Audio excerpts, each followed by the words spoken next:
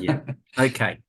Thank you, Paul. So this is Associate Professor Paul Williams, and he's with me at the University of the Sunshine Coast, but he's in one of those places over the other side somewhere called the School of Business and Creative Industries. And I was talking to Paul the other day and discovering that he's doing all this interesting work on creative writing and research, or creativity and research, which of course is really something that I'm personally invested in. So I've invited him to come along and tell us what he's doing and how he does it. I've got my questions at my elbow here. But Paul, before we start, I would like to know what's something that you've done over your career that you would say you're proud of? Okay, well, I grew up in Africa and I thought I wanted to achieve so much. I wanted to be a writer, I wanted to be an academic, I wanted to play music. And I thought, I don't know how I'm going to do all this. So I found somehow that at this very moment I'm playing in a couple of bands. I'm writing, I've written 10 novels. I've got another one coming out soon. Also, I've managed to juggle that and the academic world, because I thought you have to have the creative and the critical working together. So I'm publishing a lot academically as well. So I'm sort of proud that I managed to integrate all those different parts of myself. So No mean achievement. That really is something to be proud of. So yeah, and so it's an honor to have you here, and I'm interested to see what your thoughts are on why we research. So my question is, what's the purpose of research? For you in your creative industries zone, and of course with all that experience behind you, what's the purpose of research? well, this is maybe I'm going to give a moral answer Oh, because I think it's I generally think it's to make the world a better place. It's to you're finding new knowledge, but we're trying to expand and make things better for ourselves, to understand us and the world better. That's the very general way that I see research, and that's what we do. And I've read research. He said that the research impact is the good we do in the world. So there's another moral statement. Um, so, yeah. and I'm not sure, I don't want to get into what is good, but in terms of, I think, enlightenment and just improving things and understanding, and especially in creative writing, it's more like understanding ourselves and our connection to the world and to others. So that's where I see generally what purpose of research is for me. Yeah. Yeah. That's a beautiful answer. And yeah, I don't write songs, but I do write poetry.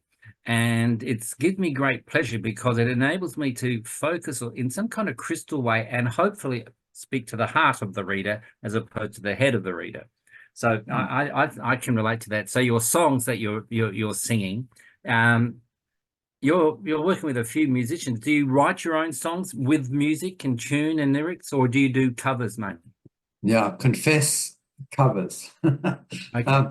But so my creativity goes into, I suppose for me, it's like like learning the skill of playing, and I'm learning Yeah. from the great people. I thought, wow, it's like I'm learning how do they do that solo? How do they do that arrangement? So for me, I'm still learning. I'm at that apprentice stage in terms of Okay.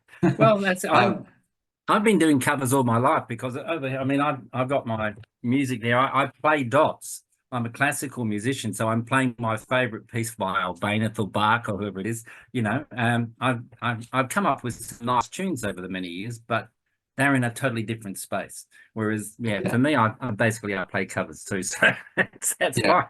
Well, yeah. And Well, whereas, in creative writing, that's the original, of course. So, yeah, and that's also something about research. Like in creative writing, you're creating an original, the emphasis on originality and new knowledge.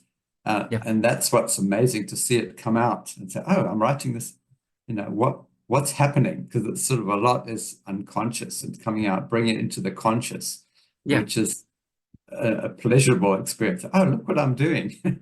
What yeah, am I doing? So yeah. that's where research is, well, we'll talk about that in a few minutes, but in terms of research sort of located, not just in going to investigate, find things out, but in the process of Mm, creation. mm. Yeah. That's good. And I mean, you're already moving into the second question, which is how do you approach research? Ah, yeah. Yeah. So yeah, So, let's just continue with that thread, Paul. um, yeah, how do I?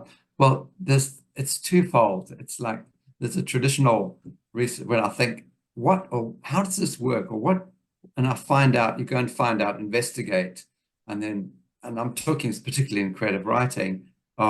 Like for example, I've just done a research project where I said, we've got some AI LLMs to write stories for us, and we've got real human writers to write the same stories, and then we have a blind peer-reviewed assessment and to see if we can tell the difference and what what humans can do that AI can't, etc. Yeah. So that's like one of those traditional research questions, like what if, how does AI match up to human, and can we write what's different about human creative writing Yep. that AI can't do. So that's one type of research. The other one is it's coming from the doing. And that's it's a more difficult one to describe, but I suppose we call it practice-led research as our umbrella term. That, for example, I'm writing a novel. I didn't think I'm going to go and investigate the history of the Second World War and the partisans and the Nazis and the Mussolini's black shirts. It's because my mother's story, and I thought I want to write my mother's story, and I'm going back into memories and what she said before she died, and I start there, and I start writing, and as I write, I think, oh, I need to find out about this. I need to, because she was sewing swastikas onto Nazi uniforms by day, and then helping the partisans who were Yep. fighting the Nazis by night. So it's such an interesting story, but it's the research comes the other way around. As I'm writing, I think, oh, I need to go and find out that now, Yeah. because it's generated from the process. So that's practice-led research in a nutshell, basically. Yeah. It's beautiful description, and I feel often with my own work, it's very much the same. It's led by a thought line, and as writers, where we're writing it, we're actually led to the next step, and oh, I need this, or what's happening there, and how do I approach that? So then, about you're talking about practice-led research and so on. So in creative writing itself and the creative process, creativity to me is a form, in a sense, perhaps you might disagree, of research, because it provokes us to go here, there, or everywhere. So I'm looking here at Rubens, what's his name, first name, the creative act. The guy who was the punk rock guy, what's his name? Rick Rubin? Yeah. So, and he's got all these kind of almost Socratic little short chunky statements, and then he unpacks them. It's a really interesting book. I've not finished reading it. I've rarely finished reading books, actually. I sort of dive into them and then I'm rocked off. What would you say is yeah, I guess you've already been doing it, but can you take us a bit further into this idea of creative research? Took me a long way to get there. It'll take me a long way to get to the answer too. I suppose creative. It's this mysterious thing, because I said, it's like bringing something from the unconscious to the conscious. So often it's intuitive.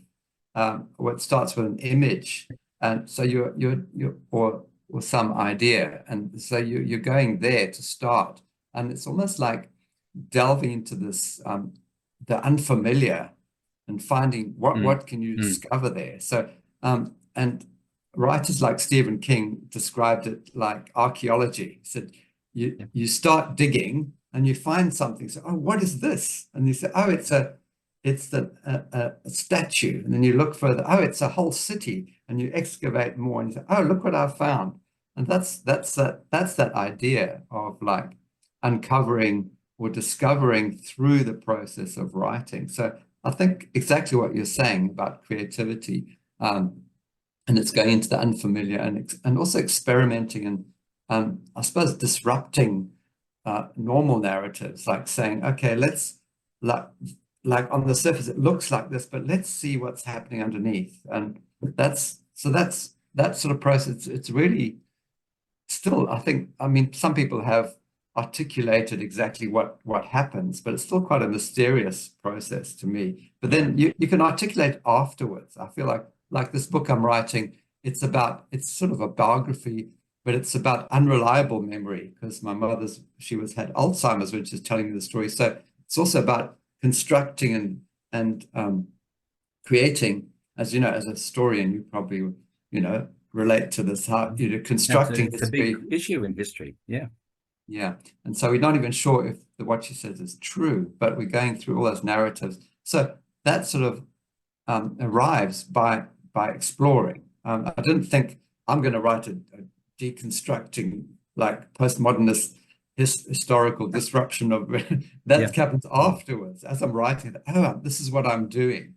So a lot of what I write, I write the exegesis or the paper about it afterwards, rather than before. Absolutely. Yeah. Actually, I did something very similar. Last year, we had to write a paper about how are we researching, and it's called Co-Creation Labs. How do they work? And I kind of made it up. I was looking, well, this is what we're doing here, this is what we're doing there, this is what, and I gave it, so I'm doing exactly the same thing, even though it's in a more, let's say, academic area. It's still a highly creative thing because it's co-creation, and there's a lot of play, a lot of uncertainty, a lot of the really sticky human stuff. So this is, while you were describing what you're up to, that we talk about qualitative research, and it's kind of this banner thing that we talk about. And then you mentioned intuition. So the intuition of the researcher. Now, there's stuff on intuition, of course, that people have written about it from philosophical positions, phenomenological, ontological, the whole range. But intuition is really, I think, important in certain kinds of research, possibly all. I'm thinking now about Barbara McClintock, who did the first early work on genes in wheat. And she didn't have a bleeding microscope and all this stuff that could sort of look at the gene. She says in one of her autobiographical statements that she actually had to think with the wheat. So there's something happening with our mind, our brain. Do you have any pointers on that? Yeah, I think that's exactly what it is. It's like there's something niggling you and you say, well, there's something wrong with this picture. So, and you're going to investigate it, or there's something bothering you. That's the negative way, or some curiosity. And I suppose, it's like intuition is it's not as, I said it's mysterious, but it's actually not really. It's your senses are fine-tuned to all sorts of messages around, and I think that's not quite right. There's something missing there. Let me go and find out what it is. So I think it's basically your brain is working, and it's actually much more rational than we think. But but our intuition, all our senses and our intuitions, and what we call hunches, and all these things are describing like how we're finding our way. So it's almost like this desire to know, or that there's something there. Like I wanted to find out about my mother's, just using that as an example, I'm writing it now. But I said there's something with that picture that's not quite right. So as I'm writing, I'm discovering, because her memories, so we have different accounts at different times. So okay. And I'm trying to work out what's going on in terms of, so it's more a thing about memory, recovery, and creating narratives about yourself, rather than about here's a biography of what actually happened. So that sort of thing. It's fascinating. So there's a theory of intuition. No, it's definitely there at some level. And I really appreciate that, because actually none of us so far in these interviews have talked about intuition. And I think, to me, it's played a major role in my own academic life as well as my own personal life, or creative life, my aesthetic life. So, I hope we've given enough for the people listening to this to go away with at least some curiosities, or they've got to we've sown some seeds for their own intuition, or callings to take them forth. Before we close, Paul, what would be some advice to a beginner researcher? Mm. Well, I think follow that intuition in a sense, like with this research we're doing on AI.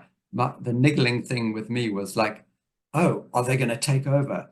Yes, are we going to be able to write anymore? So it came out of that. So let's find out. Let's go and go into that place of fear or curiosity. Yeah. And I think we have that. So I think everyone said, what am I going to research? So look inside, see what's worrying you or what's attracting you, or so I think we already know what we want to do if we can find it, and it's there. So I think that's what's happened. A lot of our PhD students and honors students, like, what am I going to do? I don't know what I'm going to do. I can see already what you want to do.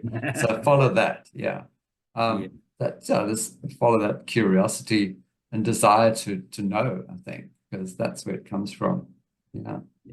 That's a great answer. But also just the other thing, just quickly, it's like, where do you start? It's like riding a bicycle. You just jump on, start, and then I don't know, have all my methodologies in line. You just start and you find, oh, I need to do this. Oh no, I need to do interviews. Oh, I need to do the survey. Oh, I need to do some close reading or whatever. So that it sort of comes as you go. I mean, for me anyway, I mean, I'm talking about myself mostly, because other people have everything organized before they even start the journey. But then the journey is going to change anyway once you start, as we know. Yeah, that's good. And it's a good point to end, Paul. I think, I really appreciate you giving us this time.